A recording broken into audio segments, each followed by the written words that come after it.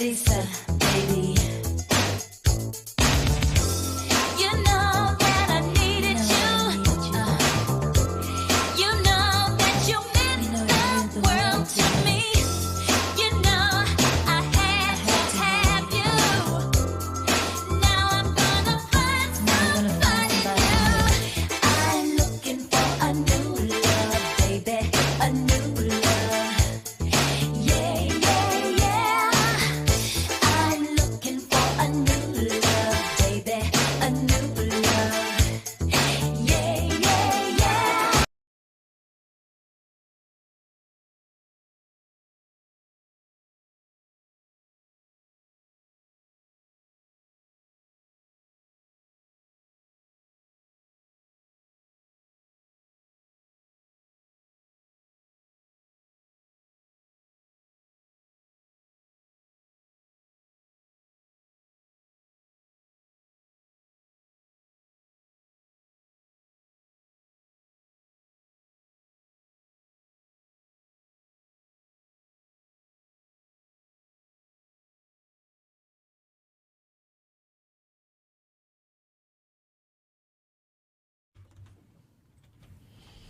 I can play the music better.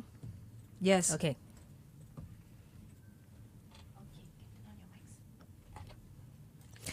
Alrighty, we are on Facebook right now. Thank you so much for joining in. And we've got a really, really special guest all the way over there. Ooh, beam of sunshine, this guy.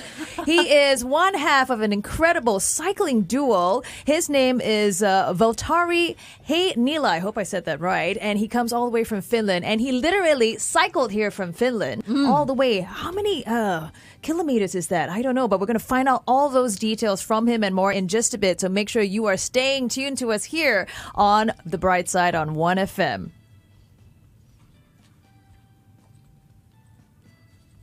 Did we get your name right?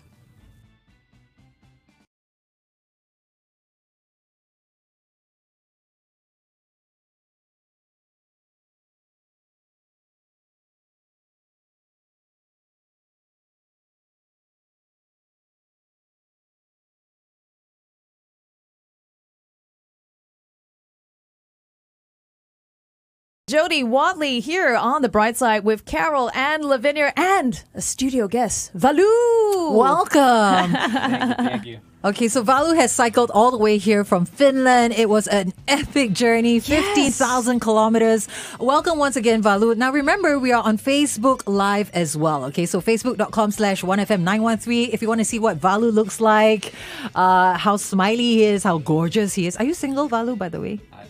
You are? Maybe not after this. But you've got a beautiful blue eyes and come and check him out. And also, we're going to ask him some really interesting questions off air on our Facebook Live. So make sure you log on right now. Meanwhile, let's jump into it. So Vallu, welcome to Singapore. What inspired this trip from Finland to Singapore? It's 15,000 kilometers. Yeah, it's of course a long philosophy on why we're cycling such a long way, but pretty much that we wanted to get out of the comfort zones and see the world. And I don't think there's a better way to do that than on two wheels and on a bike with your best friend. So that's really the inspiration behind it. You're not... Okay, so we were chatting off air when he first got here. So you didn't even own a bicycle prior to this trip. You're not like the most avid cyclist on the planet either. No, and I still don't think I am. I'm not sure I like cycling, but... Now, do you like cycling a little bit more? Or like, no, you're like, yeah, I definitely don't like cycling after this trip. I think the act of moving my legs and pushing these pedals 8 hours a day, I don't enjoy that per se, but just seeing places at 20 kilometers an hour is wonderful. So I like the speed. So if there's a scooter that goes that speed, maybe I can hop on that. But yeah. I love that. It's about taking life as it comes, you know, not moving at a fast pace like we're so used to here in Singapore. Yeah, so doing things at a different pace, a slower pace. And even though it's something that you're not entirely used to as well, that was something you embarked on. So that's tremendous. Actually, that's true. You can't get that on a road trip in a car, but definitely on a bike. What you experience is truly unique. So how did you go about planning this trip? You know, did you take time off work? I mean, how did you fund this trip? So many questions. Yeah, that's funny. We didn't really plan at all. So the only planning we did was that we decided we're going to cycle from Helsinki to Singapore. And from there, then we figured we just have to check a map, look at the route, and just start telling our friends. So that commits us to the trip. So we have to walk the talk. Oh my goodness. so- Brave. Super duper brave. But you did it. Yeah. How did your friends and family react to this news of this big adventure? Was it like, today you tell them, the next day and you're off? Yeah, it's Really? almost. But yeah, our families, they were doubtful at first. But then once they realized we're actually doing it, we noticed them telling their friends about it and bragging about us. But to still us, they were extremely caring. So yeah. But in the end, everybody's been super supportive. But in the beginning, people were extremely doubtful that something like this can be done. So take us through the process of planning for this trip. How did you sit down? And did you go through the map, or was it more of like a free and easy? I think, okay, maybe we'll go through this bit of the world and maybe not. We'll take it one day at a time. Yeah, it was definitely the latter. So Wow. we every morning check the route where we're going to go. And we didn't realize countries are closed. So we left with the expectation that we can cycle the whole way. But for example, China was still closed. Russia wasn't issuing visas. And Myanmar, we didn't realize that's closed. So we had a lot of surprises on the way when we realized, like, oh, we actually can't cross here because we were just quite lazy at planning. So Can I just say, thank goodness for smartphones. I'm sure that helped out quite a bit, right? Having your smartphone and that kind of connectivity. Did it? Yes, Did no, it though? please, no? Did it though? Or was it Yeah. really just a roadmap, paper and no old school? paper. Yeah, we had Google Maps open all the time. So that's what we used. But it's often you just go south and that's good enough. And we have a tent, so we don't have to really have a town or anything that we plan to go to. So it's really, you cycle as far as you want and then you just put your tent on a field. I'm sure some listeners tune in are feeling very triggered, especially people who like their lives organized. They've got their holiday on an Excel sheet. I'm thinking of Lavinia right now, by the way. Super organized. So what would you say was the best part of the journey, and what was the toughest part of the journey as well? I think I have the same answer to those questions. So Tajikistan and Central Asia, they really stuck to our mind because they were extremely exotic. We had some prejudices and they were just blown right out. And yeah, the toughest, like physically, was definitely Tajikistan with really bad infrastructure, big mountains, high altitudes. We were cycling at over 4,000 meters. Whoa. Breathing then- must have been so hard. Yeah, it's like breathing through a straw. Oh my goodness. But that was definitely, looking back, also the best part. We had so many memories. We were on a true adventure. We had no phone reception. There was no people. We ran out of water. So you're like left to your own devices to survive. And you don't have that a lot nowadays because most places you're still connected and always have a backup plan. Yeah. Now, the amazing thing was this trip was not funded. It was self-funded. It wasn't sponsored by any company or anything like that. Wow. Yeah, we had one sponsor for like merino wool clothes. So Okay. we don't smell horrible because it kind of like they clean themselves. Okay. But other than that, yeah, we self-funded the trip to kind of stay the agents of our own timetables and not having to Be accountable to anyone. Exactly. So Okay, no, I think that is incredible. The fact that it's self-funded. And you know what? All this whole journey needs to be in a documentary. I need to see this on Netflix. Just Yes. saying, okay? We're Funny gonna- you should say that. Oh, why? Why? Yeah, he's Why? going to tell us a little bit more about that, perhaps. yeah. So the only thing kind of that did ground us was making a documentary. So we have 3.5 terabytes of footage from the trip. So my friend right now, he's going through those and doing a heroic effort of creating our documentary with some production companies back home. So Oh, 3 terabytes. So let's find out more about that. We're going to head on over to Facebook Live. Head on over to facebook.com/1FM913. And we're going to just throw more questions towards Vallu. Coming up, more great music for you to enjoy. Stay right here on The Brightside.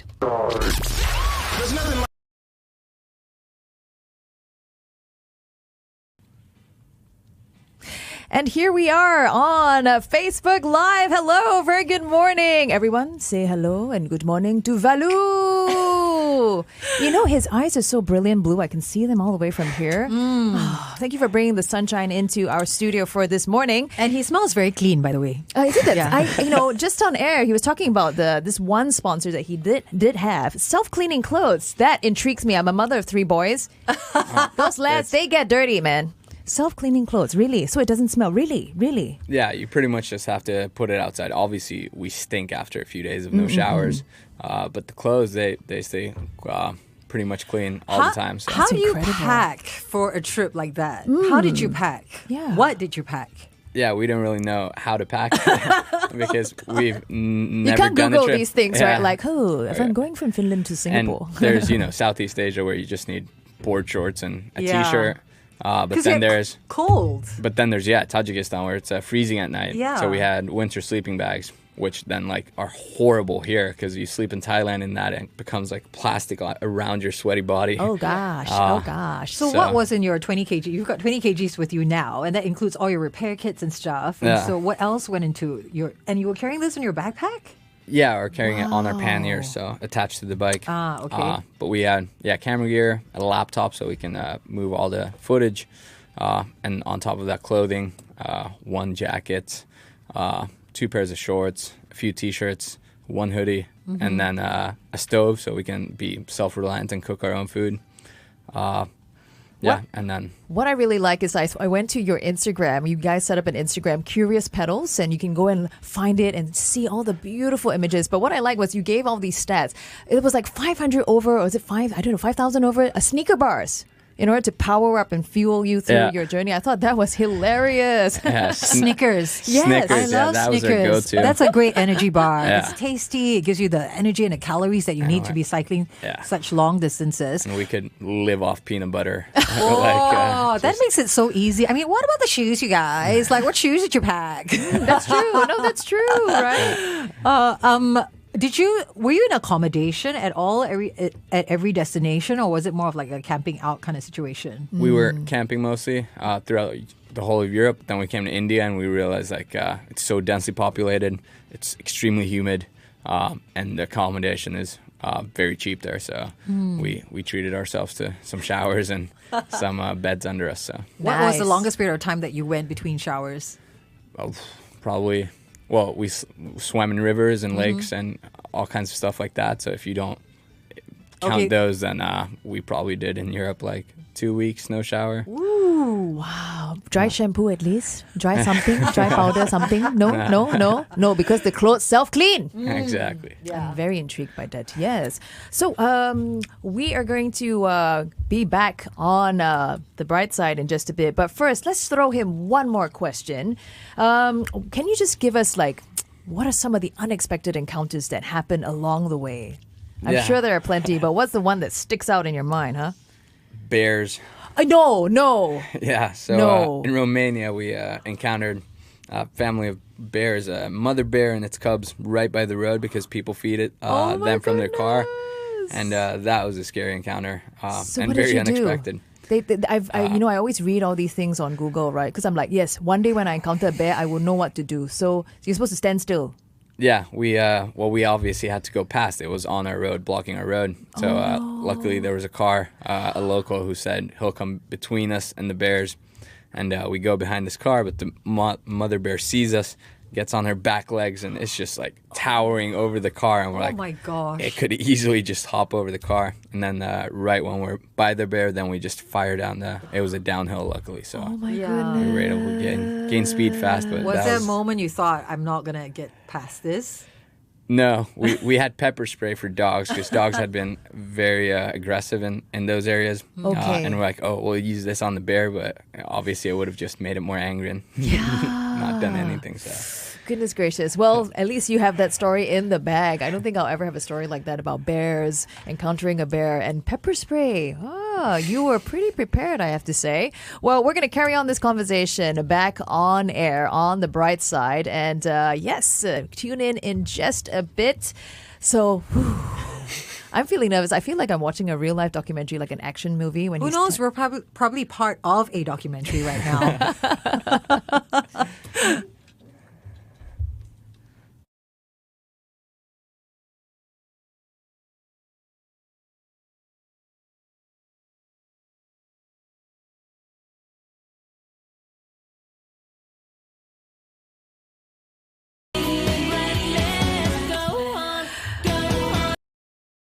breathless, and just hearing about Vallu and his journey is leaving me breathless. Yes. I'm sure he was breathless at many points or so, huh? In the studio with us is Finnish cyclist Vallu, and you actually cycled here with your friend Alvari, or Elvis, who's gone back to Finland. And this epic trip was 15,000 kilometers. It took you 245 days. When you first set out, did you realize it was going to take that long to No. get to Singapore? So we figured we'd do it in 200 days. Yeah.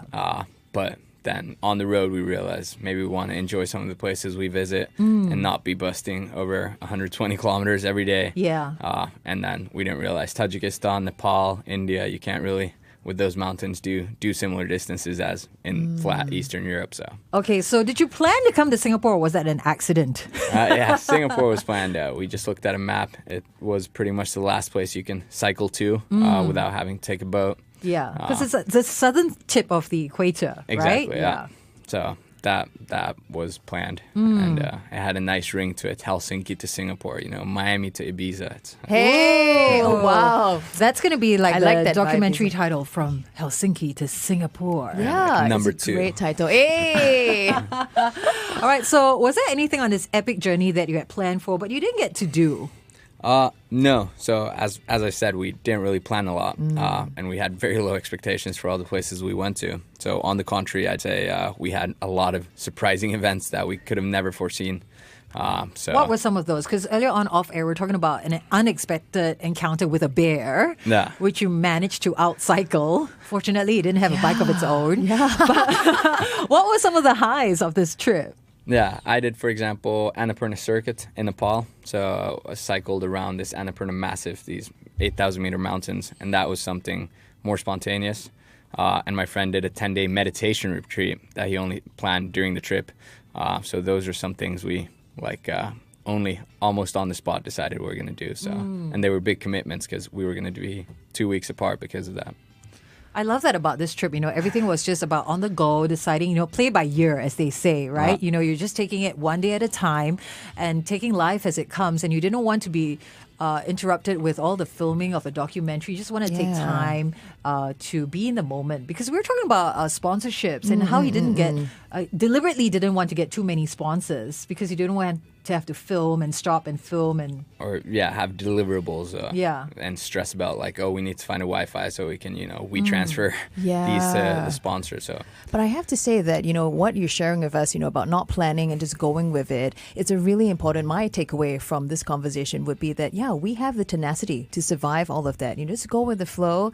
I have 3 boys. That's pretty much my life now. I just have to go with the flow. But I'm going to get those self-cleaning clothes that you used. Yeah. So big question, what have you learned on this adventure? yeah, it is a big question.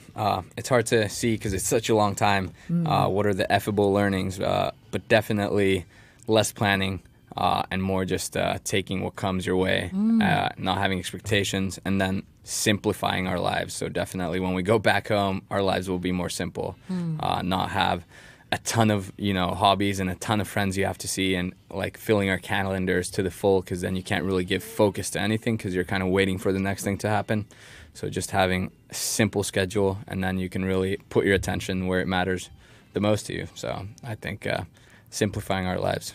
I love that. Wisdom in a word. Definitely. Those are really great. And we're going to carry on this conversation on our Facebook Live. Head on over to facebook.com, 1FM913 to hear more from Vallu. Coming up, more great music, so keep it right here on The Brightside. Oh, hello.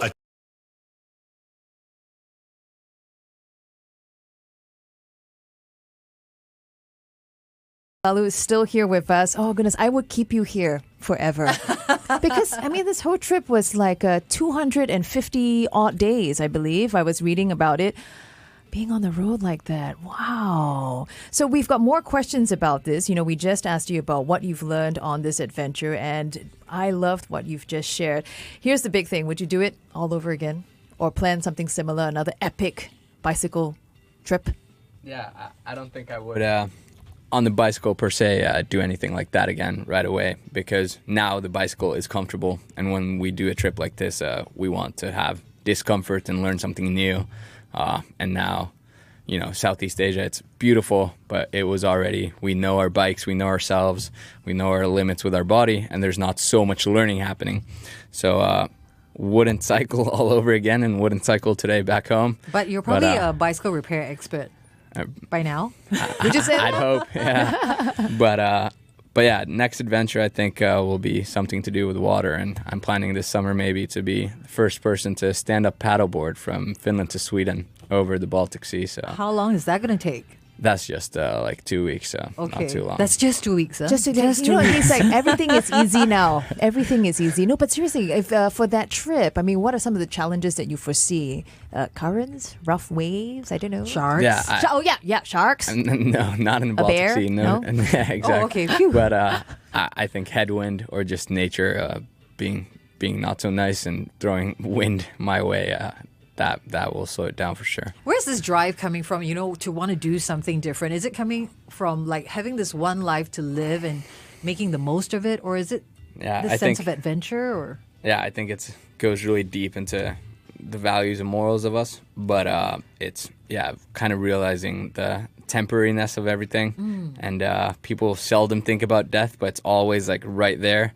And when you're cycling and you have cars fly just a meter away from you, you realize like death is just a meter away, like one wrong turn, and then that helps you visualize like, hey, this might be actually the last day. So then you accept that, and then it gives you kind of like a nice sense of freedom. have you always had that sense of, your mortality? No, definitely not. I think it's something very recent, and especially on this trip. And it's interesting to see how this will have transformed me. It's hard to be that self-aware to know what's changed, but I see myself getting excited about adventure, getting excited about uncomfortable stuff, getting excited about things that push me to my limits. So I don't think before this trip I was that excited about like going paddleboarding into the ocean or going on this kind of adventure. So You know something, Carol? I'm getting so many like really great learning snippets from Vallu here. My next takeaway is get uncomfortable. Yeah, right? exactly. Get I mean, that's the uncomfortable. thought process behind it all. Being uncomfortable, being okay with change and the unpredictable. I mean, the mindset is amazing. Yeah. Put it on a t-shirt, please. Get uncomfortable. And one reason to leave for this trip, you asked earlier what inspired you, is also like time. So time is something you can't really see. And it's something you can never buy. And time started to speed up for us. When days are similar, we were like, oh no, we can't identify days from each other. And then it might go to weeks. And we can't say what we did that week because they're so similar because you're in comfort and there's nothing unexpected happening. But then on this trip, we can, easily identify days from each other because every day brings something unexpected, something uncomfortable. And then this 8 months feels like, 5 years. Wow. So How old are you again? I'm 26. And such a wise, sagely presence. Yes, definitely I'm learning amazing. so much from you. My goodness. Good head on the shoulders. He's an old soul at heart. Yeah. Let's do something fun right now, yeah? We've got some, you wanted to talk about the... I was the smell of Singapore, which we'll get to on air. okay. Yes. But how about some quick fire questions as we get to know Vallu a little bit better? What are 3 things we need to know about Vallu? 3 things you need to know about me. I love the outdoors. I hate spicy food. Oh, no. And the only thing I can say in Chinese is bula, which means not spicy. Oh, pula. Bula. Bula is the Australian brand of cream. Yeah, and milk. Bula. Oh, I know what you're talking about, yeah. Bula. Yeah. Okay, but not bad. Good effort. How about 我爱你? That's a very simple one, which is I love you. 我爱你. 我爱你. Yeah, and 谢谢 is thank you. 谢谢. Yeah. There you go. That I know, yeah. Okay, Oh, we've you expanded know, his. you know. Teach us some Finnish, why don't you? Some Finnish. Okay. Oh, we're coming back live on air. Actually, we've got one more song if you want to. Oh, okay. Yeah. Where are we at here? We got time. Okay, we got time. All right. So teach us some Finnish. Sorry. Some Finnish. So cheers is hölökyn kölöky.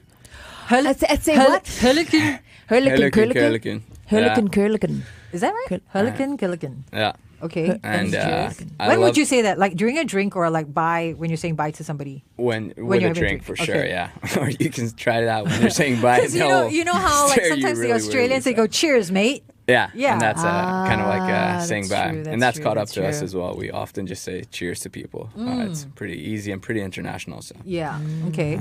Hurricane. And What is the first? You haven't gone back to Finland just yet, right? No. So when you go back, what is the first thing you're going to do when you're back home? The first thing, I'm arriving tomorrow morning actually to Finland. So the first thing I told my parents is to heat up the sauna. So I'm going to go straight to the sauna because I can figure once I step out of the airport, it's going to be so cold and I'll miss the heat. And I haven't had a proper sauna in 8 months and we're really a big sauna culture. So. I hear you have more saunas in Finland than you do like people. Yeah, Was it 1-to-1 or something like that? It's pretty crazy. Really? The number of saunas in Finland. Everyone has a personal sauna? That number is quite high. Yeah. Wow. Yeah. We're a very sparsely populated country, so some people might have 2 or 3 saunas if they have a summer cabin by a lake or whatnot. So That is incredible. So something we definitely have to check out when we go to Finland itself. Can we come and visit you, Vallu? go for it. We won't be Always want. cycling, huh? No, so no, our I trip don't will want only to take cycle. about 12 hours. Yes. A lot faster than 245 days, actually. Were you in touch with your family and friends a lot? Who did you miss while you were on this trip? Yeah, that's the nice part of smartphones that if we miss our family and friends, and my sister had a baby recently and I really missed her and seeing her, these are the years she grows up so much every day. So that was really nice that I could call them when we had connection.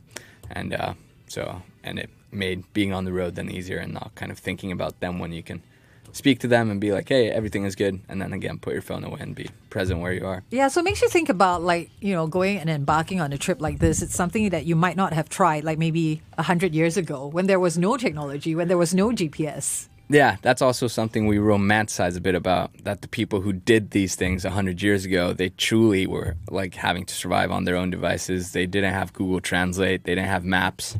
They had to ask locals. So that's And the point is that they did survive it. Exactly. Yeah. And they like have incredible war stories. And that's those are the people who kind of inspired us. And that's, I think, why Tajikistan is our favorite country, because we kind of got that sense because it's the infrastructure and development is still so low that we can really kind of experience what it is to travel without technology in a way. Alrighty, so we're going to be heading back on air. Couple more questions for Vallu before we reluctantly let him go. Yes. So tune into the Brightside on 1FM 91.3.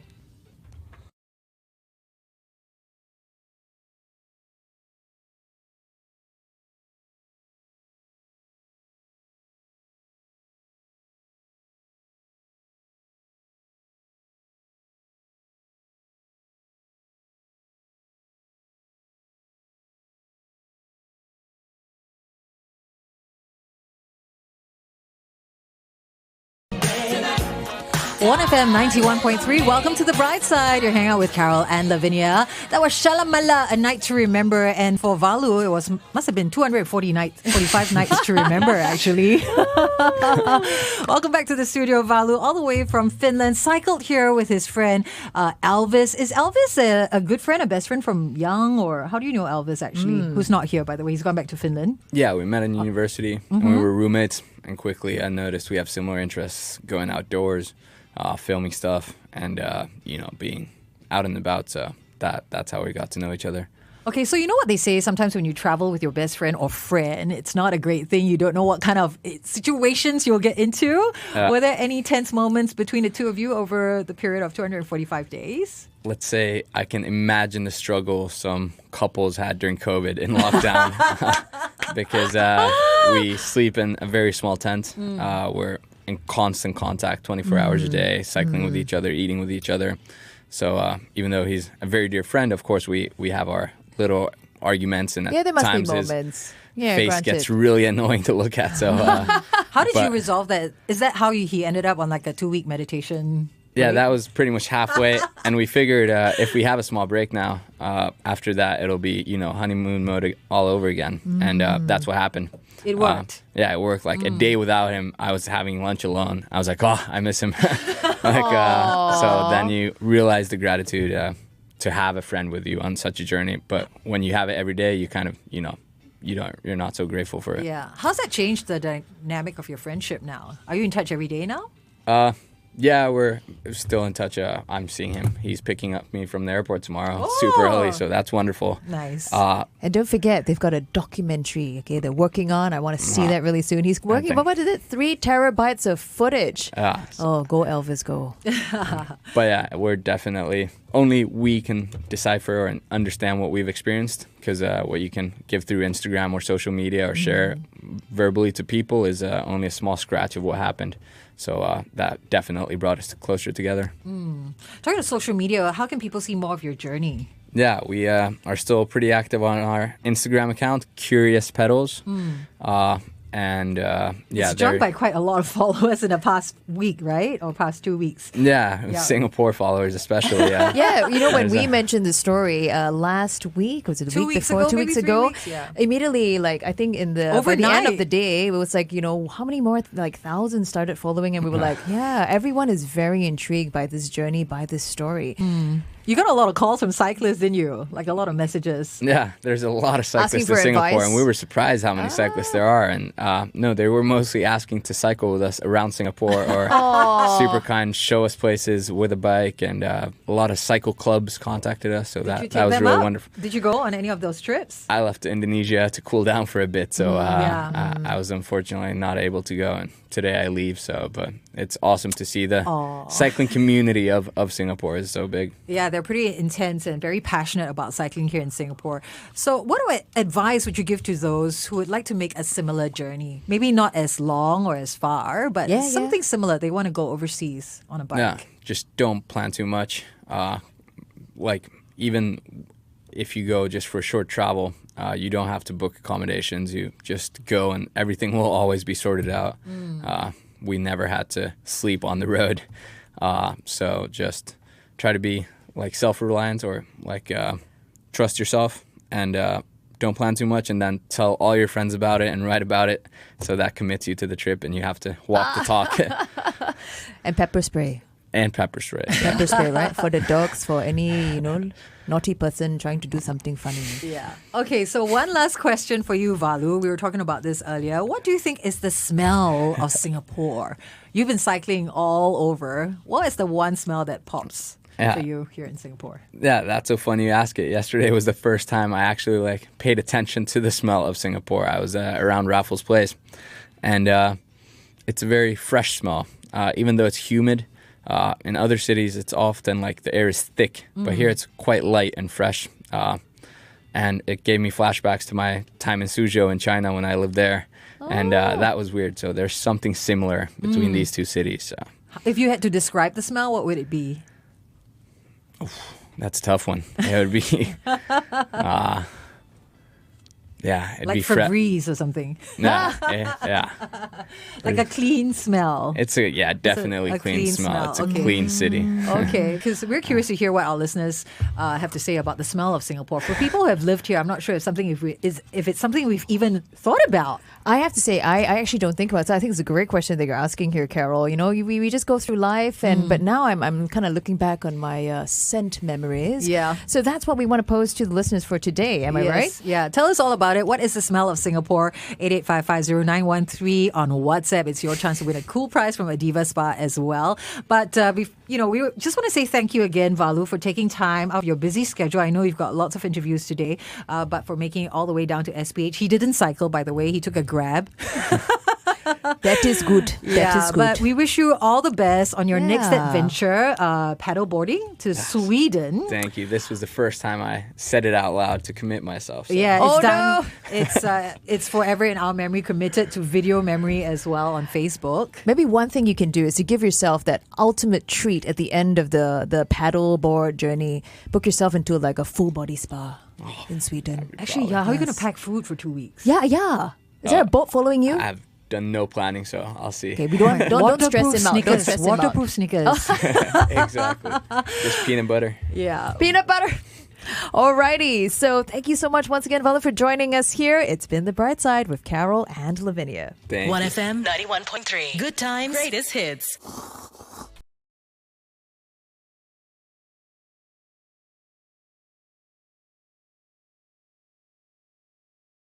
Thank you everyone for joining us here on Facebook and YouTube. This has been the very adventurous, courageous Vallu. It's such an honor. I felt like I've learned so much. I did. In the past 45 minutes, really. I think here in Singapore, life is so fast-paced. You know, we're a lot of indoor people. We're a lot of gadget people. You know, we do love an adventure. We're a lot of planning people too. Yes, that too. I'm guilty And of to that. let go Yeah. of that, what's the one piece of advice to let go of that desire to plan and control? How do you deal with that? Just do it. Yeah, I don't know. Observe the smell of Singapore. No, but you brought up a very good point. Just commit yourself. That's Exactly. one way to just go with the flow, right? You like tell people about it, then you're kind of committed. I think that's a really, really key takeaway for me. Okay, I better not say anything. I don't want to commit myself to what? To what? Shopping? I'll commit myself to that. Yeah. So thank you once again for joining us on our Facebook Live. We'll definitely have more in store for you over the week. And yes, thank you, Vallu. Take care, okay? Thank you. M91.3. Good time. Greatest hits. 1FM 91.3. Good time. Greatest hits. 1FM 91.3. Good time. Greatest hits. 1FM 91.3.